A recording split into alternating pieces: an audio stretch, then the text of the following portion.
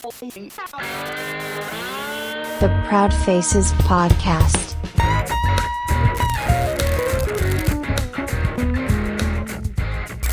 Tommy, Ryan, welcome to the show. Welcome Thank to you. the show.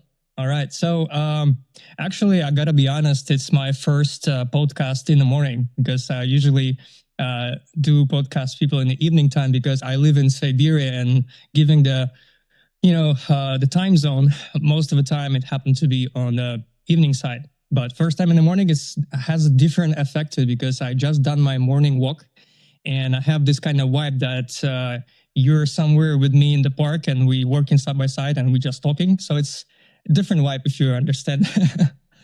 So we're gonna do the introduction, but right before that, so while I was walking, I came across this universe affirmation. I want to read out loud and see what's your thoughts on this. So it goes like this. Dear universe, teach me how to embrace the in-between, how to have the rain without begging for the sun, how to stand still without feeling left behind.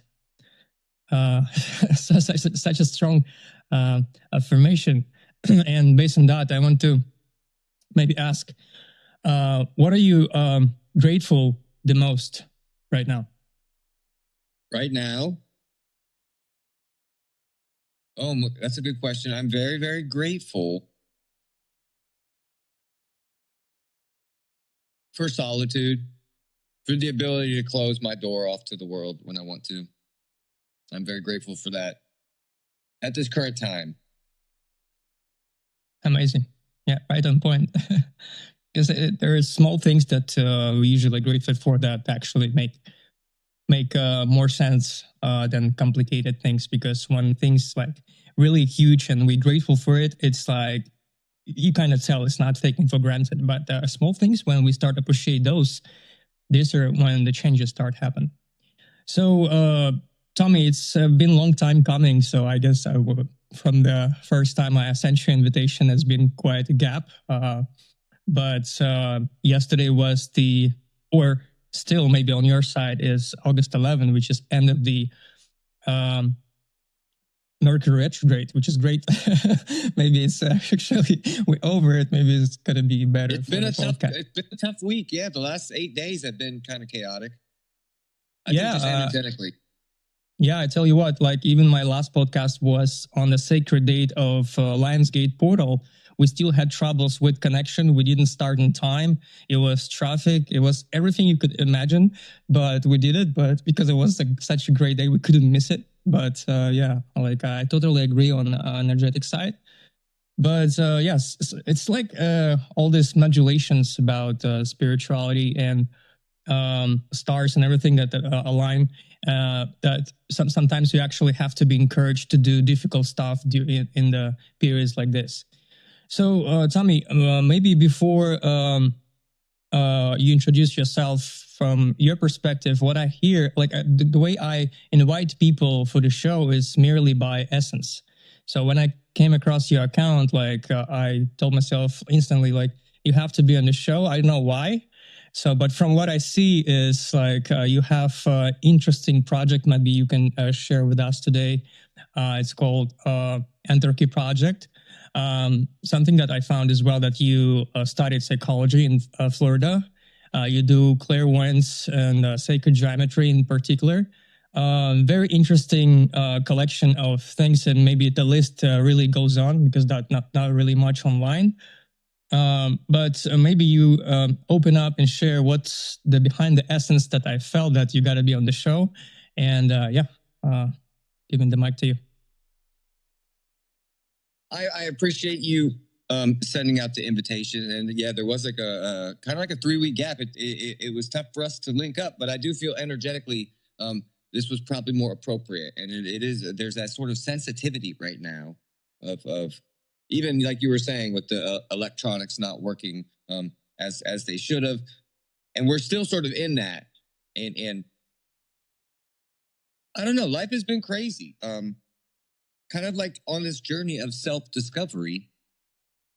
And I would say I haven't lived a life of a typical American individual, right? So some of the things you said, like graduating from psychology. I graduated psychology immediately after I graduated from rehab at the age of 35. So right, I did all that sort of stuff much later in life. Mm-hmm. That was really for me sort of like a wake up point. My upbringing and kind of the first 35 years of my life was kind of hell. It was kind of tough for me. It was brutal, and then going to the rehab and finding spirituality, and that's kind of like the fringes of the rehab, right? A rehab facility gonna run you through like the science of things and some of the effective stuff, but you got like the people and the counselors, and they're bringing in like Alcoholics Anonymous, and they're bringing in church groups, and so there's like fringes of spirituality, and that sort of woke me up. Right. Also, I was a drug addict, so getting off drugs, that too will kind of wake you up. Right. And I've just been on a sort of a mystical journey almost immediately after getting out of the rehab. Interesting. Maybe if you allow me to ask the question in between. So yeah, it's really probably common to when you're going through the tough period in your life, you get saved basically by spirituality. There are so many examples, even from my life personally and from my relatives as well. Almost exactly the same situation. But what were the key thoughts that you decided actually that you have to change your life drastically and actually start a psychology? Because it's actually common when people interconnect a psychology and spirituality, because they're seeking for the truth, and maybe it gets easier along the way. So I had originally chose business. I think it was like a business management degree, and at the time, I didn't really have anything else going on other than going to school, right? So I would spend a lot of my time on campus and be in the library. And in doing that, I found this test. It was called the Focus 2 test, and it sort of would tell you what you would enjoy doing as an occupation. And my number one was psychologist, and number two was psychiatrist. And so I'm like, it sounds interesting. That follow your passions. And so I switched up immediately, and it was a good decision. I wouldn't change it for anything. Right. Yeah, it's a great subject because I'm really interested in that. I haven't followed the psychology for my entire life because I've been doing different things. I studied the military interpretation. So like I've studied Japanese, English, I've studied management. But somewhere in the back of my mind, the psychology was really kind of alluring. And right now, I'm getting certificates on coaching. I also learn about psychology just as a independent researcher. And the recent stuff, like I've read the Psycho-Cybernetics, which is also great about the great book. Maxwell Maltz. Yeah, about the self-image and all like. It's one of the like works that you cannot just read once. You have to like go through it because you can apply so much to your life, right? So yeah, I mean, and the people I actually meet and the essence that I find online, and when they invite people, they also somehow connect it into psychology and coaching. Maybe you will listen to previous podcasts that I'm still editing, which is amazing how it's working. All right, so I think we all have that sort of inner desire to understand why we won't, understand ourselves and those around us. Because I do feel like we all think a lot of the people around us are crazy. Like it's tough for us to understand these other people and how they act on it consistently. That's because we're consistently having this dissonance of like, why'd they do this? Why'd they do that? In our own mind, right? Do you think we want to understand them because we want to control them, or we just need to understand them on different? Well, it's so multifaceted, right? Yeah. You want to control, but you also want to be submissive. You want to do everything. We want to do everything. We just want to do everything. Yeah. It does feel like our mind from the day we were born is like, if we're not learning, if we're not remembering that we need to know from the Akashic records that we get so conditioned, so limited, and our mind starts get crazy. So you have like this kind of point when you either start learning, getting more stuff into your head, or you keep degrading. So yeah. The book I'm reading right now, it's called Nothing in This Book is True, but It's Exactly How Things Are. The Secret History of the Earth, Merkaba Activation, and Breath Alchemy. And this, I don't know if you ever heard about Drun Velo Melchizedek. He wrote like the Secret of the Flower of Life book. Yes, I've heard of it, yes. This guy's a disciple of his. It's just interesting where this is a complete other history of Earth lineage that kind of sounds a bit crazy with aliens and, higher beings, but they're like interconnected, right? The aliens are higher beings, but they are aliens, right? They come from another planet. Like, you know what I mean? Like, it's interesting and it's fun, but like even the title, like kind of throws you off where it's like, nothing in this book is true, which he's kind of clearing himself of all his stories, right? But it is that story that we're telling each of us have this individual story. Whether it commingles with other people's story, I don't think that matters. We're on this mystical, magical world. And that's one of those secrets of tell less, right? Speak less of things because you're sort of giving away your magic. You can create a magical world all to yourself and live it out. It's totally possible because everything's always growing. Right. But we're sort of in control of energy and opportunity and excitement and all this other stuff. And that grows too. And we're in this great patterns of experiencing those emotions and feelings, feelings of joy and feelings of sadness. We're on this like trajectory of feeling more of it. Right. I promise you're going to get to experience all the emotions of the spectrum in the future. It's coming.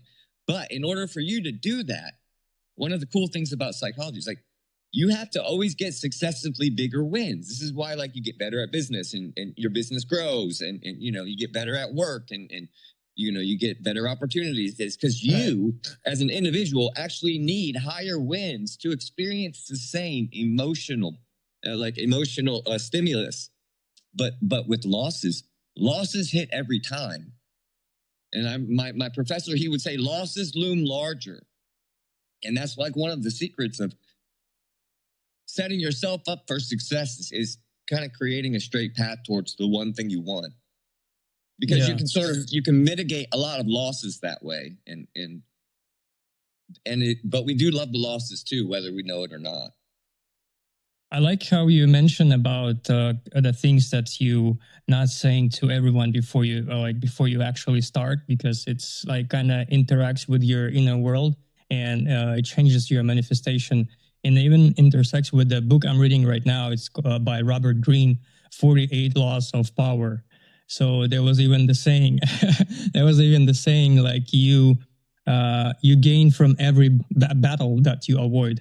So something like that, because if you don't put yourself in that weird position when you actually compromise yourself, you win. And great stuff. And even that the title I really liked. Maybe it's true about the book you were reading, or maybe it's like marketing side, because on subconscious level, our minds, we don't actually read negative. We don't read not. We don't read no. Our brain doesn't work like that, as you know, because you studied psychology. And there is great work. Maybe you can, get familiar with that later. It's called Karma Logic by a Russian professor, Alexei Sitnikov. Really great book based on every religion. So he basically learned a lot of, he has like five PhDs, I guess. And he learned every religion, and basically he like really flexible on those meanings of each similarities in each religion. So it's great. I think that's the secret, is to look for the similarities, right? Look for the good in things. Look for and that's one of the things they tell you if you go to, like, if you're in like an AA or something, is they're like, when someone's speaking, try to fill in something that matches, as opposed to, arguing with it.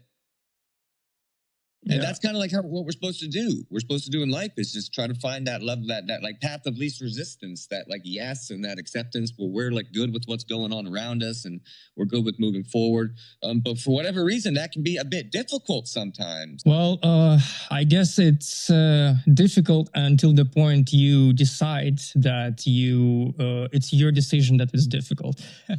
you, you made it, you made it difficult, and you think it's difficult, but it might be the process, the journey that we have to kind of keep in mind that this is part of a journey, and there is no way around it. Life is crazy. And that's the waking up to the idea of spirituality and then going down that sort of rabbit hole because it's almost like never ending. You know what I mean? The idea of an infinite mind is just something very interesting. But it fits. It fits like what we're here with in living. And again, my life has been very mystical and spiritual the entire time. Whether that has been good or bad but it has been mystical and spiritual, and it just seems to continue that way. It's super interesting, you know what I mean? And that I'm putting myself out there on the social media, right? So there's thousands of people seeing me every day, but it's still just me. I mean, and I work at a nursery with plants. You know what I mean? It's a very small life. I have very few people that I'm actually interacting with, but it's all growing. You know what I mean? And I got this inner feeling, this inner sense. Like the reason I even put myself out there is that like even bigger things. Like I'm supposed to be speaking. Maybe there's a power in my voice that can help people. And absolutely. And I feel this sort of stuff growing, and it's like it's super cool watching it grow. While at the same time, like I'm healing. You know, I'm healing from old traumas and old wounds that I'd carried with and sort of ran from myself. I literally, I don't even know what you would call it. You sort of like walk with a limp if you got a bad foot, right? But never let the foot heal. Right. And then I just walk with a limp the rest of my life, pretending I don't have a limp. It's very interesting. When things start to mess with your nervous system and to get a grasp of beliefs, false beliefs, we've got a lot of them. And they're deep, right? So those things can be very deep. The idea of grounding, it would 10 years ago for me, the idea of grounding, I would laugh at you. Go stand in the dirt, go stand in the grass. That's ridiculous. Put some shoes on, buddy. Right. But now my brain easily recognizes why that's effective. And you know what I mean? As I walk through the grass and my focus is down at my feet and enjoying the textures and the differences in each step, it's different. Right. I'm slowed down. I'm definitely much more present where I'm at. Yeah. So you also mentioned that your life been always spiritual and mystical, but I guess that kind of your retrospective view on things that you're looking back. So you didn't have that kind of meaning in the moment growing up. I was not going to church. No, I would probably ridicule those who were very religious. And I could, I thought I knew everything. But I would have to say that think more like symbolism, right? Symbolic things happening, and So what was the brightest thing that you want to maybe highlight right now, like from one of those, the collection of mystical stuff that happened to you retrospectively? So if there's something that you remember. I would say this would be something more recently, where I lived in a circus gym. I lived in a circus gym with 10 other people on like the sort of outskirts of the downtown area. And it was just very mystical. We would throw these ecstatic dances every weekend with live drumming and big bonfires. There was a lot of like mushrooms and ketamine probably. It was just, again, very mystical experience. Kind of like, I kind of likened it to Neverland from like Peter Pan. It was like a place to go to be a kid forever. But it was really cool too, because it was all sorts of people chasing their dreams. It was like at the time I was like really into like Agni Yoga, which is like a Nicholas Roerich sort of philosophy, more like Eastern. Very interesting though, and he would say like any place where people brought together as a sanctuary is a heart accumulator. Like it accumulates heart force energy. And that's like the sort of stuff that people need to, you know what I mean? That's that big courage of taking that leap towards your dreams. And so I lived there around like circus people, but think like Cirque du Soleil, not clown. Mm-hmm. Right? So like high level acrobatics and stuff like that. Mm-hmm. And it was just really cool. Because at the same time, I had been sort of like sheltered to a degree where I never really like was able to break free from my family, who was kind of poisonous for me. And they're all good people. They're just sort of poisonous for me. And karmic family. So being around other people, especially like really people that can do amazing things. It also started to wake up energies within me, like, oh wait, I can do amazing things also.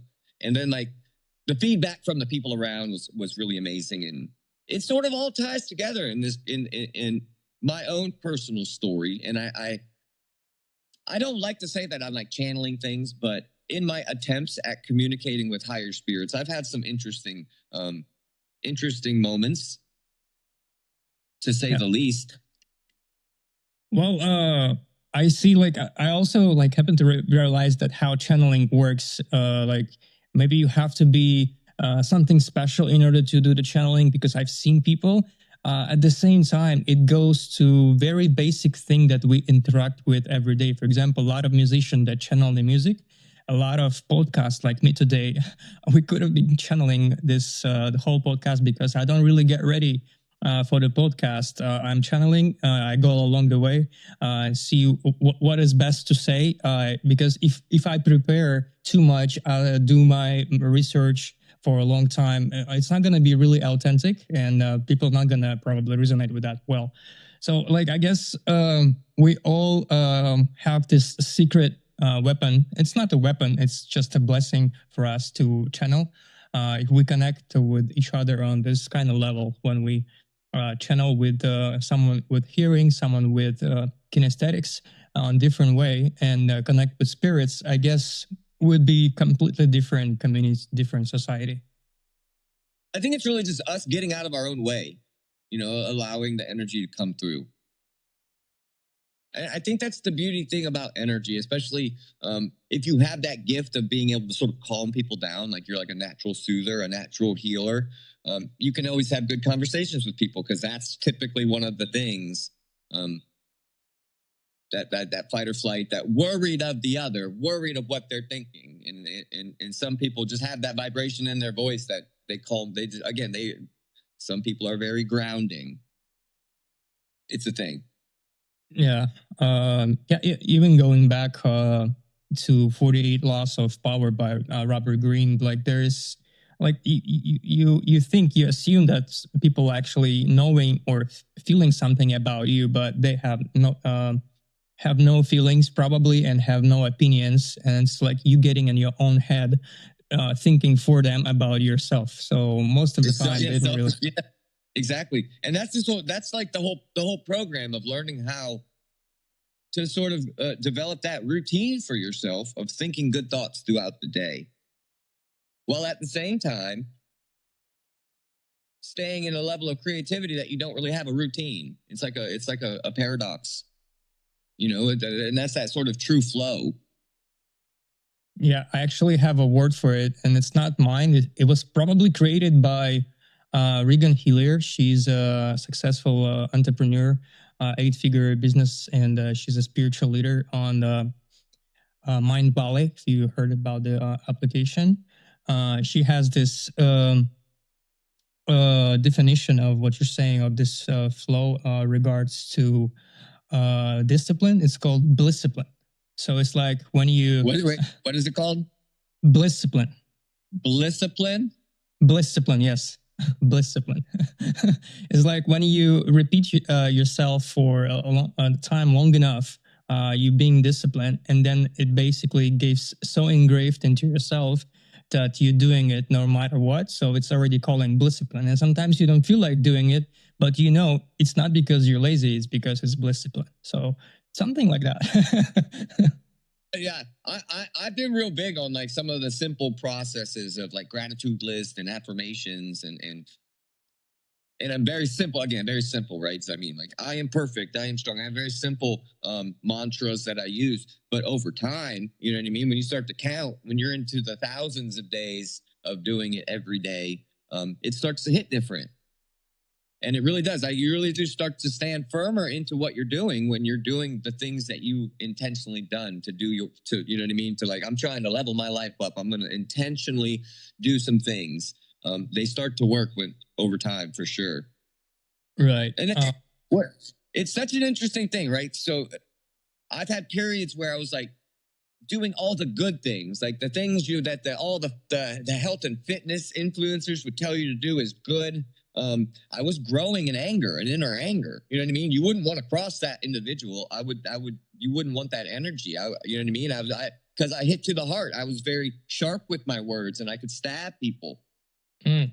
I didn't like that about myself. And in a process of allowing, what I came to find out was I had some sort of inner core that I was building off of that needed to be healed up. It needed to be sort of purged free of these old traumas that, again, I just wasn't confronting as I should. We got to face our fears. That's the tough part of life. You know what I mean? That is that sort of secret doorway to our liberation is those fears. But man, they're so tough, especially if you don't have anyone nudging you in any way, shape, or form. Right. And if you don't have anyone to fall back on, like if you don't have a safety net in any way, shape, or form, that's another fear right there. And so, Well, go ahead. I think it's like the fears. Yeah, it's a really essential part of society that we have a lot of them. But at the same time, if you learn how to give in into the process, into the like whatever you believe in, the universe or God, things start to happen. Like things start to change. Because we most the fear that most of the people have is fear of death, but we actually more scared of the process because we've seen the movies, we have imagination because we're human beings. But 99% of the time, there is no death like we imagine. Like it's probably so peaceful and so great, and you wake up like from a nightmare from the game, and you happy again. So like then starts reincarnation. So like if you look at this at that perspective, if you actually ask yourself by the essence, not by societal meaning, like what are you doing, how much money you have on your bank account, who your friends are, just by the essence who you are, because it's not easy to answer that question. Really not, if you really think about it. Then you really forget about all these fears and layers of the self-image and everything. So yeah, I mean, even if everyone actually could help us along the way, it would probably change it, not in a good way, because it would have some sort of influence.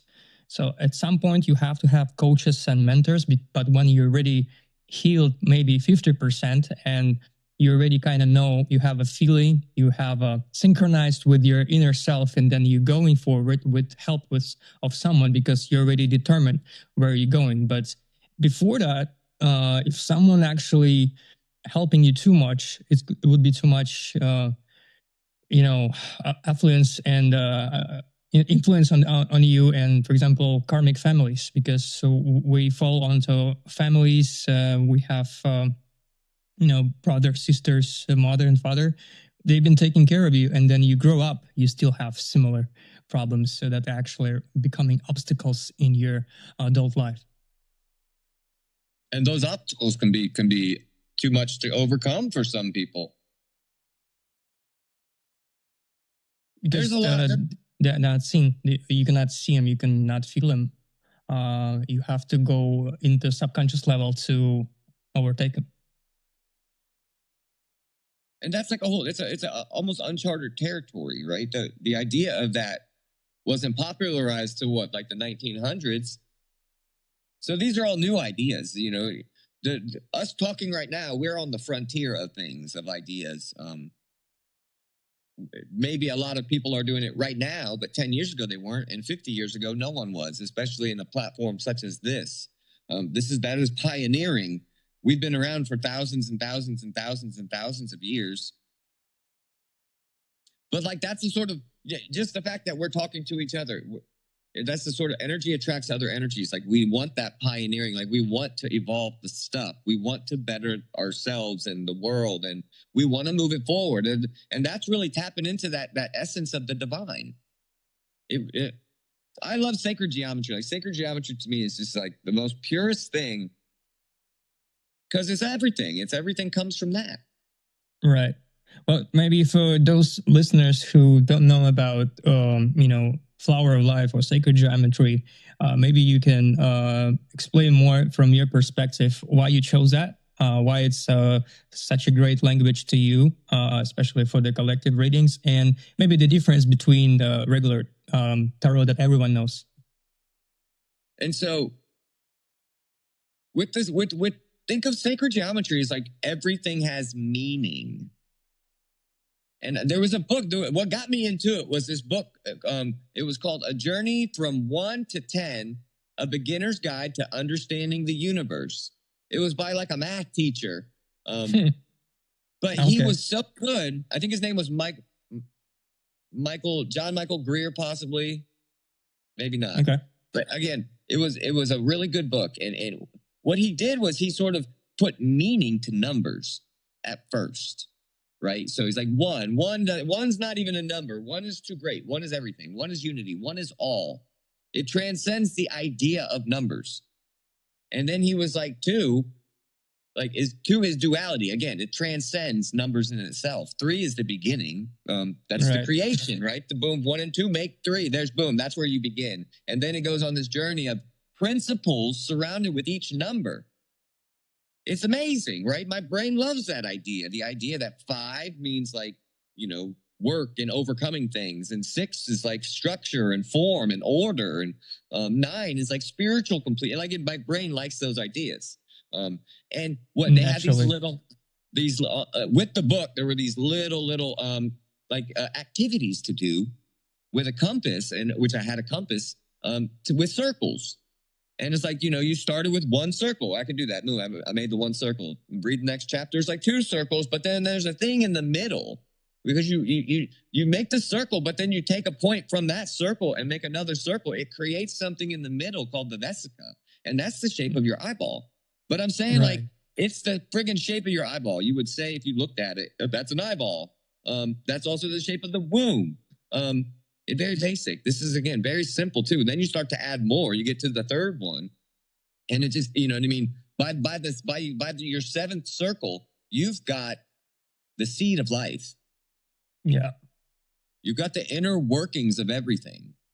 It's all right there. And then and the flower of life is just a continuation of that pattern. It's circles. It's nothing but circles. The only shape there is circles. And the magic is like, once you get enough circles and you create the fruit of life, that's the blueprint for everything, all the shapes, right? So all the platonic solids fit inside of that. Those 12 circles or 13 circles, something like that. Yeah. 7, I don't know. I'd have to count them, but you know what I'm saying. Have you watched the podcast with Terrence Howard on the Joe Rogan or other podcasts about the sacred geometry as well? Robert Gilbert, I was really into some of his stuff. I watched his sacred geometry shows on Gaia. Like, one of my followers had given me like a year subscription to Gaia, and I really, really, really enjoyed that stuff. I would highly recommend it. Also, there's some very effective meditation practices that he goes. He's since passed too. He had a brain tumor, which some of the stuff he said in that very series may have foretold what was coming for him. You know what I mean? Like, interesting little thing. And I'll tell you what it was too. He said that he was talking about vital force energies trapped in the body or sort of restricted. And he's like, if you have it in the lower chakras, it's amendable. But if it's in the higher chakras, it's much more difficult to sort of heal. Maybe he had some energies in the higher chakra. I feel like that foretold his own situation. That kind of makes sense in a way that we have some kind of nodes in our life that are predetermined before we come in. And that probably intersects with what you're saying on the highest vibration. For example, like really spiritual leader that passed away recently, Rami Blecht. He was he gave so much to the world, to the community of spiritual people, but he died of cancer. Even though he was vegetarian, he had like really healthy lifestyle and everything. But at the same time, it's you cannot avoid it. So it's something like that, I guess. Yes. Those things that come out of left field, and and that's on his story. We've all got this story we're playing out. And we've got these people around us that are have their own stories also. It's super interesting. And that's the thing. Like the message I put out, right?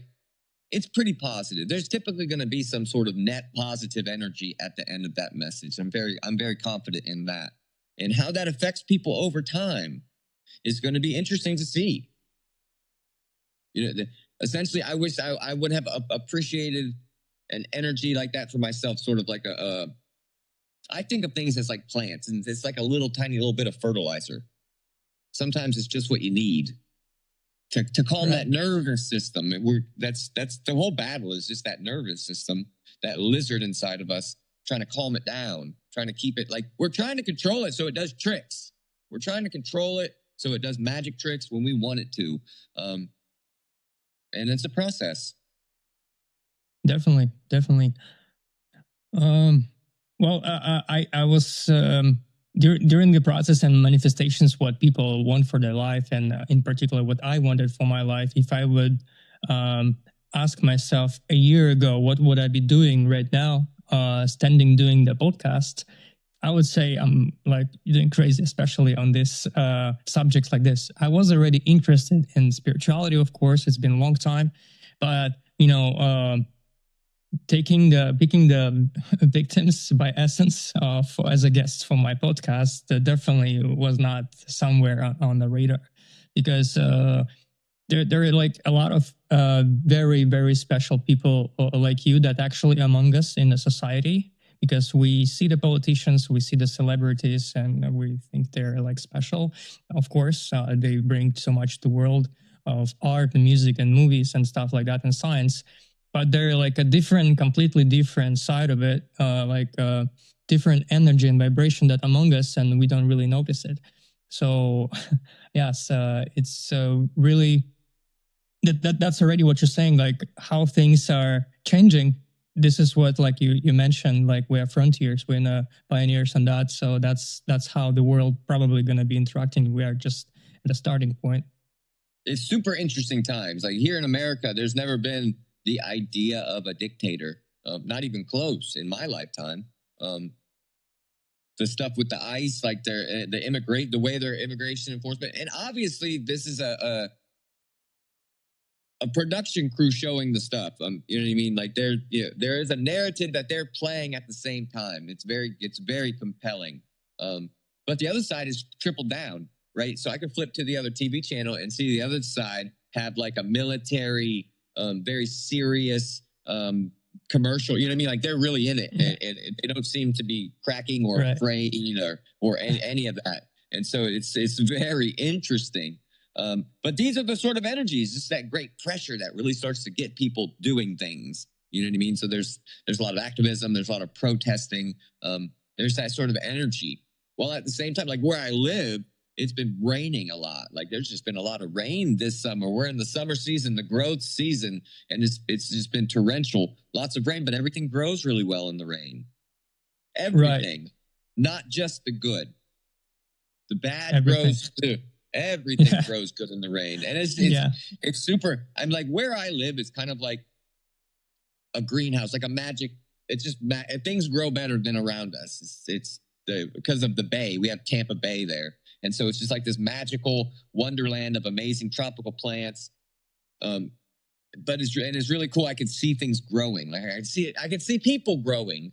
I can see people in attitudes and energies. It's just super interesting. And at the same time, like I put myself around a lot of different people. It's interesting how my thoughts are affected so greatly by people. Yeah, I read something. I'm not sure what was the article or somewhere about the isolation, that at some point it's important. It's like a transformative process that everyone needed.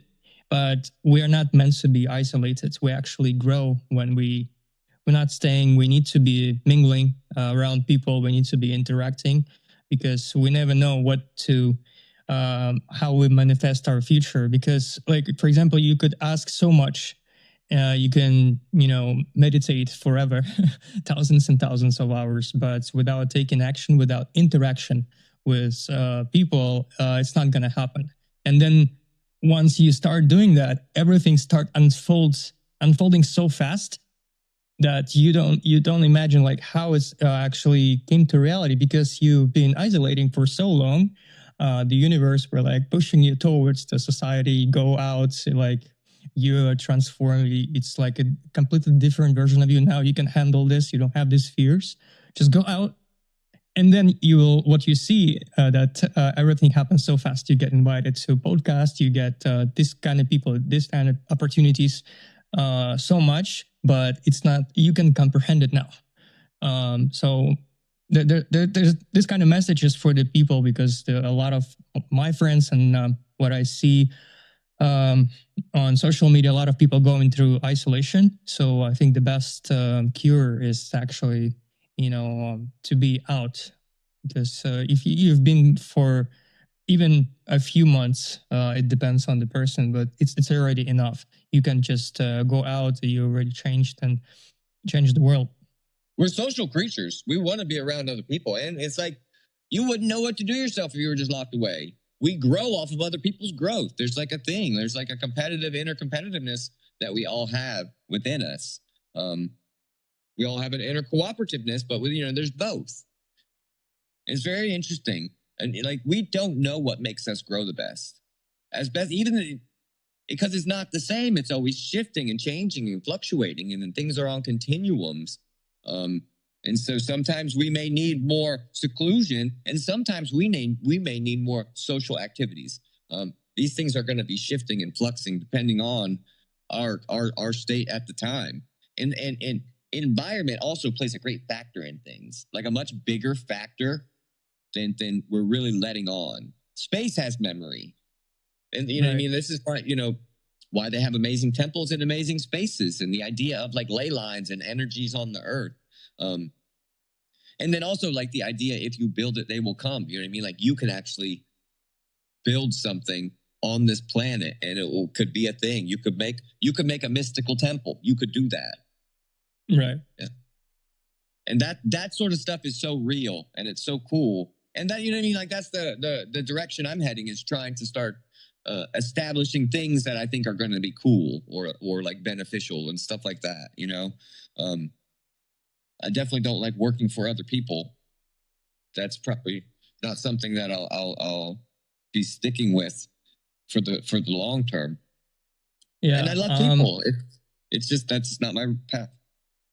Yeah, I mean, I'm on the same. I agree with you. I'm in the same wave, the same frequency. But I would just say that I was still really, really grateful on the journey I've done in the corporate life for almost 15 years, because it's also transformative, and all that experience combined pushing me forward. Because some things I do right now that I'm not in the corporate world, I'm on my own with the freelance projects. Some things I do so automatic like this because from my past experience. And I guess just part of the growing, because there are so many people like saying, oh, like it's really bad to work 9 to 5. You have to find your business. It's not for everyone, but you have to grow. For example, if with the attitude you're starting to getting into corporate world, you work for someone, it's what kind of experience you get. So think of this kind of perspective. So you getting experience and they paying you for it. You're getting paid for experience. But if you exactly, yeah, there's a lot of good there. There's a lot of stuff. And like, so like if you wanted to start a business, you have to start the business from the bottom. Like it has to begin at the thing, right? You have to make the structure, you have to do all the stuff and start at the bottom and grow up from the bottom. At least that's like the path. That's like, I don't have that ability to like cut it in halfway with someone. My stuff I have to build, I'm going to have to build from the ground up, right? But you have to go through those things. Like, you're not a business owner until you have a business. And that stuff is so real, right? So for me, like, I'm real big on integrity, right? So, like, let's just say I got one of the guys that at my work, his wife, she grows plants and she's been selling them online on like Facebook. And I'm like, you're doing really good. And she's doing good, like lots of decent amount of money. They're all exotic plants. I'm like, listen, you need to make it a thing. Make it a thing outside of yourself so it can grow. Because otherwise, it's just in your head. It's just in your head. Like, it's a hobby. Like, let's be real, guys. You know what I mean? I mean, it is. That's what it is. And if you want to start taking things serious, you have to think in those terms. Right. Yeah, I kind of can resonate in that because like I've done so many like so many roles I've played in the working for someone for corporate, and most of the time was a banking system. And knowing the structures, knowing the language, knowing the code. For example, one of the projects, if it will become at one point really serious, and I want to make it like last for a long time, I know every four corners of the square. For example, from very bottom, who's gonna be not the bottom, like, but who's gonna work in the trenches, and who's gonna be like in a higher C level. For example, if I want to build that business, I already have knowledge how to build it. Like, I just don't want to build it just for money or just because I know it. But if I happen to have this kind of project, I already know all the corners and I know exactly what I need to do. I know where to find investors and stuff like that. That's so like the upper structure of the company I work for, there's like a hardscape company where they'll put like a waterfall in your backyard, right? And he's a really nice guy, but he's kind of a salesman. He's moonlighting as a CEO. You can't do both, and it would be tough to explain that to him. That and to establish integrity, you can't do both, and to know the difference between that sort of stuff. You've got experience. That guy could use you, because again, you just got a look of like what needs to be where, understanding the board, the game you're playing, and then know the pieces you've got, and then know how to put those pieces in a position to succeed. And that's I work at this nursery. It's kind of like they leave me alone because I am good enough at selling plants. And I work with these two girls that they don't know anything. They started here with like not knowing literally nothing. And I'm always telling them,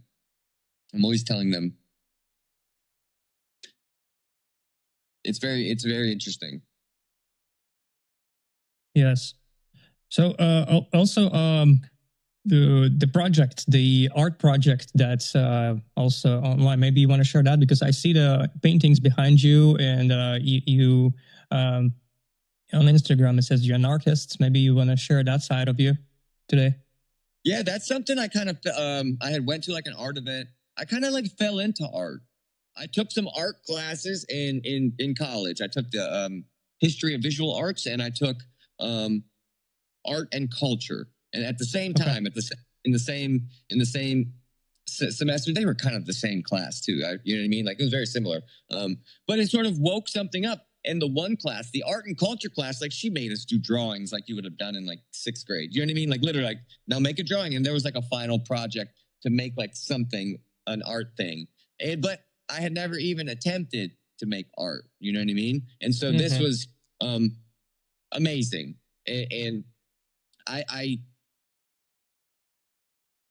by happenstance, our Antarchy thing, I walked up on the guy who originated it as he was just showing off his first stencil to my other friend, and it's like globally though. These are like underground artists. Think of Banksy. This is all the lineage of Banksy. Oh, I see. Got it. I got like a group chat with all these people that are from the UK. They're all these stencil artists from the UK and Europe and Spain and in Denver and all over South Africa. And it's just very interesting. And I think they keep me in it because they agree with the message I have, and it helps with reach a little bit. But I need to do another Antarchy art. The last one that I got in it, like he had posted like something on Instagram, like a story of like a challenge. And I drew something like a mandala.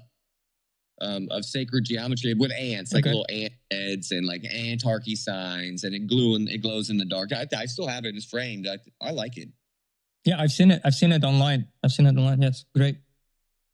I like to make like a lot of mixed media or like digital art, right? So I'll use my phone, and I have like some apps I can do some fun tricks with, and I'm real big into like psychedelic sort of neon trippy looking stuff. It's just fun for me. I enjoy making those sort of videos, and also like I draw lots of like sacred geometry patterns. Yeah, that's amazing. And I color them in typically ways that are going to glow in the dark because I like it. It's fun, and I get like the color changing LED strips. I like to get that with like a sound reactive one, and then put them near the art because it makes everything moves around. I'm telling you, it's really healthy for you. Like for me, this stuff is medicine in the sense of it's all sacred. It's all, the intention behind it is very good, and it's all looks amazing, and it's just putting things where they need to go. Like if I were to like put a piece of art in front of you and then got some sort of music that would facilitate some emotional response from you, Absolutely. I promise you, you're going to have a journey. You're not going to be able to control what's going to happen in your brain. It's just going to sort of piece things together. I always tell people, just practice there at the center. Try it. You can attempt to do it, but you're going to go off on tangents because that's what your brain is doing. There's just so much there, and all the stuff to me, it's very fun.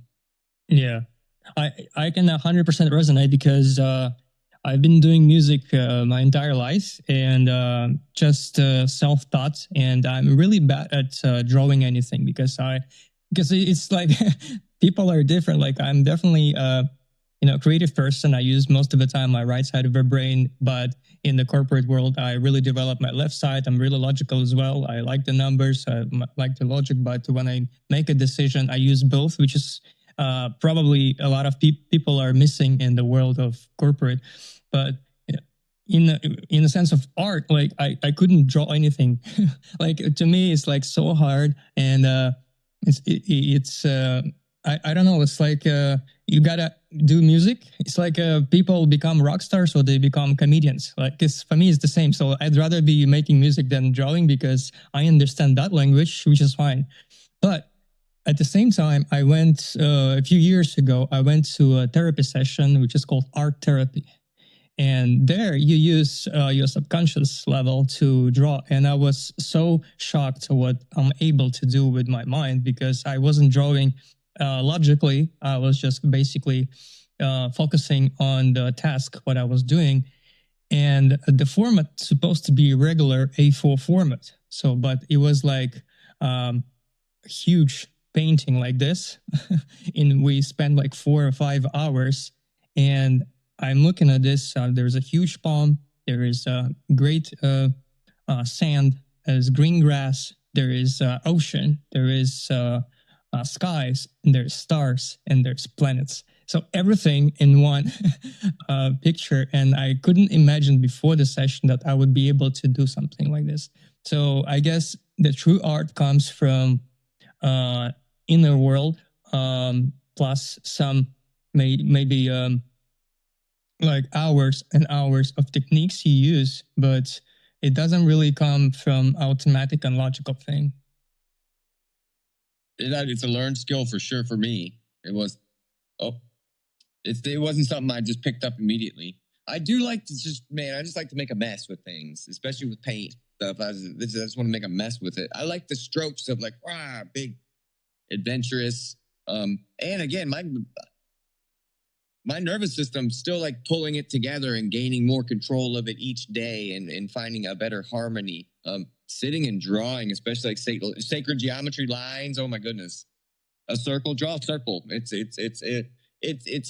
nerve wracking, but it's super healthy for me specifically. Just repetition, because it calms me down. And the craziest thing is I can draw the best when I'm not trying. Right. Yeah. If I just go do it, if I could just go do it and it's like perfect. But if I'm like sitting here, like focused on this dang circle, the squiggliest circle you've ever seen.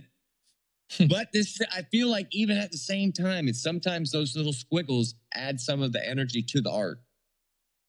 And because typically I'm doing sacred geometry, so if you see one thing, there's going to be 5 more. It's like the 6 of the same. It's all typically patterns of things. And so the overall pattern will sort of pull it together and fix my own mistakes, which I do really appreciate.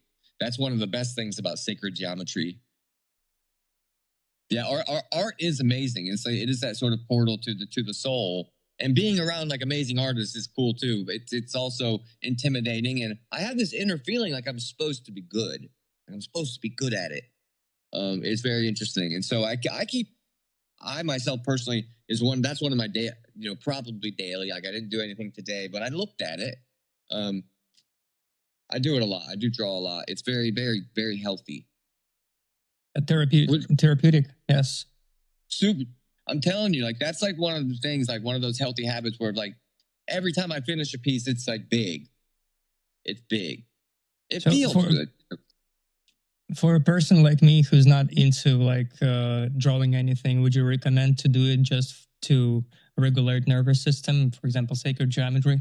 Oh my goodness, you just get you a compass and then draw the Genesis pattern. So the Genesis pattern is like the seed of life is the 6, or it's 7. It's one circle with 6 around it. And then you put a circle around that, right? So you put a circle around all those circles and then you color it in.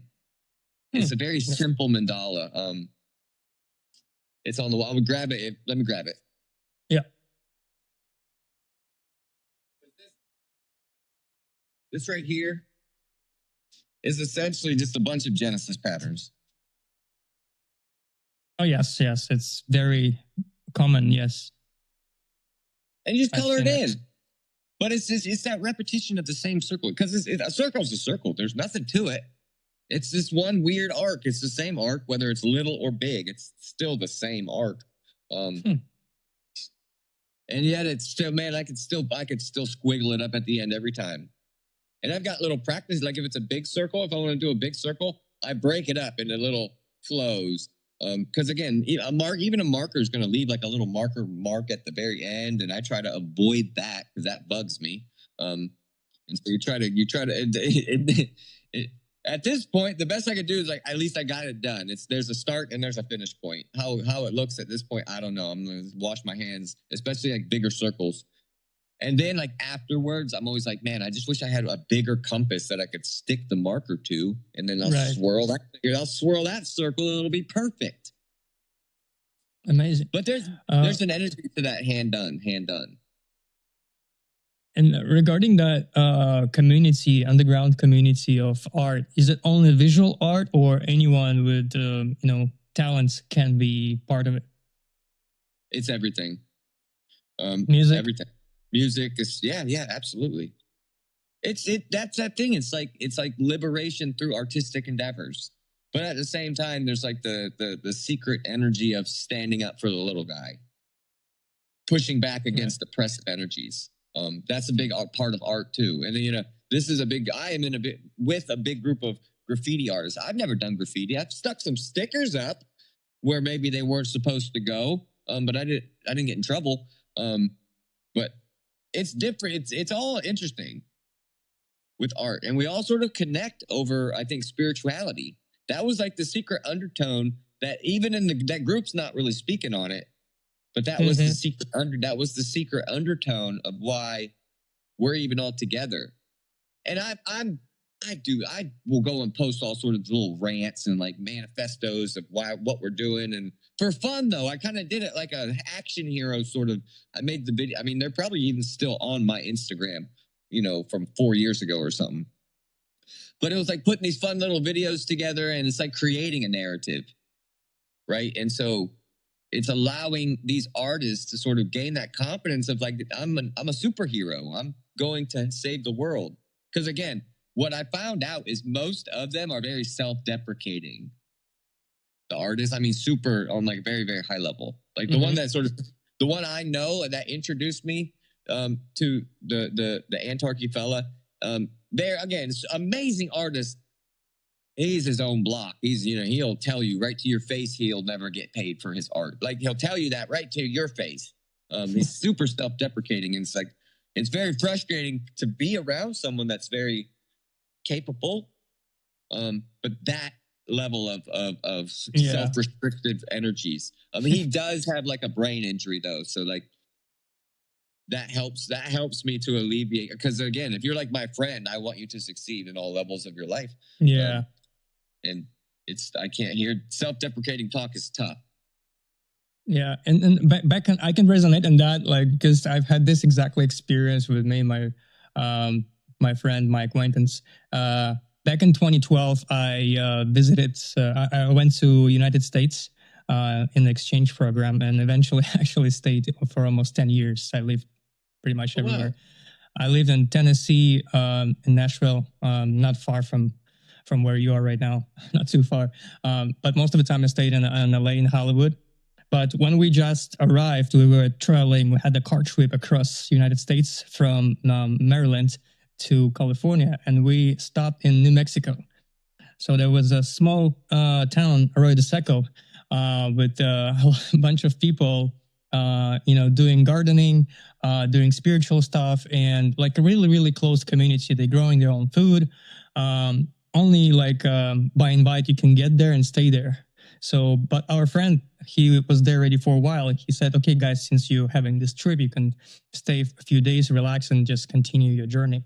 And I was there with my another friend from Siberia. He was chasing his dream. I was chasing my dream. So I'm a musician. I want to go to Hollywood. I want to make music. He is into acting. He wants to be an actor. And there was this guy. He was like a scientist or some sort, but he didn't really think before he speaks. He had like this expression, what he feels right to say. So, and we're having a conversation, and he's asking, "Where are you guys going? What are you going to do?" He asked me, "What is your dream? What you planning to do in Hollywood?" I said, "I want to be a musician. I want to be a rock star." So he was like, "Okay, I mean, you got to look like you can do that." And he's asking my friend, "So what are you trying to be?" He said, "I want to be an actor." I said, "You're too ugly to be an actor." So something like that. It was too funny. Okay, so you want to do the reading real quick for the collective, and we can roll on that. We can wrap on that. Is it going to be enough time? Reading it for whoever hears. Take what resonates, leave what doesn't. You have established a really solid routine. This routine is a construction that you've established to go towards your goal. Like, you've got a goal and you're like, if I do these couple things, if I go this direction, it's going to happen. You've got a dream and you've got a direction to go, and you've started to do things to achieve this dream. Like, you started to build. You're just not like in your head anymore. Something has been like, it's material form. There is a dream that you are needing to nurture. It's there. You're currently experiencing like the release of bound energy. Like, you're getting ready. And I feel like this has something to do with the Mercury retrograde. Like, the energy is now clearing away, and it's going to help you to take action, to move forward. It could also just be a relief in the sense of physical health. Like, maybe you weren't feeling so good the last couple of weeks. Well, the things are going to start changing. You're going to start to get that new season. The winds of change are blowing in and shifting things. The things are flowing through now. Spirit really wants to tell you that you've established some sort of something that is working. Again, with this program of you've established, it's working. And you're being called to continue moving forward with it. And this typically means no fancy changes, just one foot in front of the other. Keep moving in the way you're going, and it's going to work out for you. You're going to achieve the goals you want to achieve. And yet at the same time, you don't want to go forward. You're so afraid of failure that it's preventing you from taking action. And this is where I come in to reaffirm that whatever you've got going on, it's working, and you've already established this groundwork of things moving forward.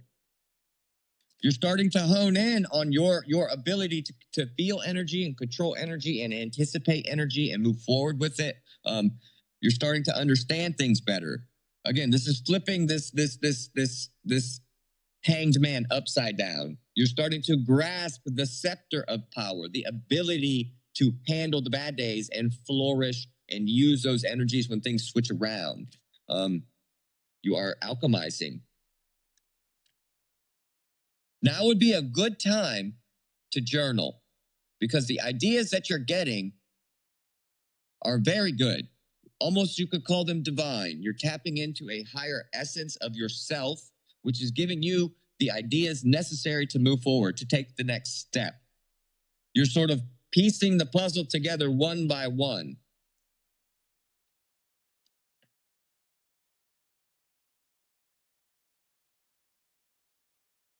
And you've established a new perspective, a new outlook. This is opening you up to an entirely new life. Like, you now have the ability to begin your life.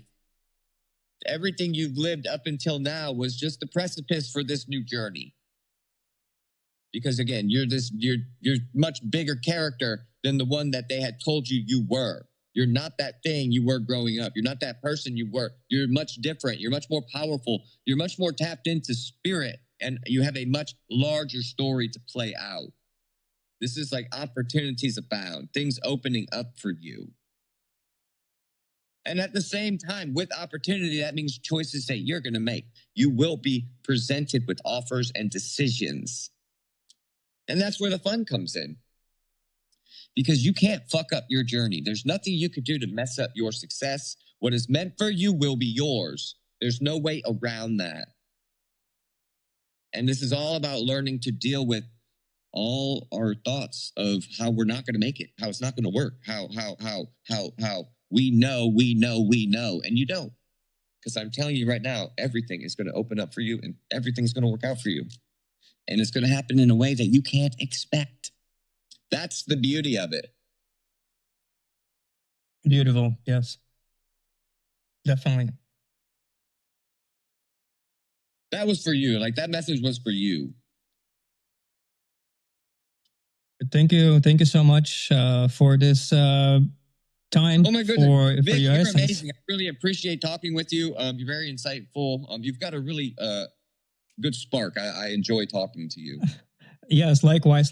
Very interesting talking to you. And I hope to see you again after I have a few more guests, because it feels like we can talk for a little bit longer and open up more subjects, because about spirituality and, aliens. We didn't talk about aliens.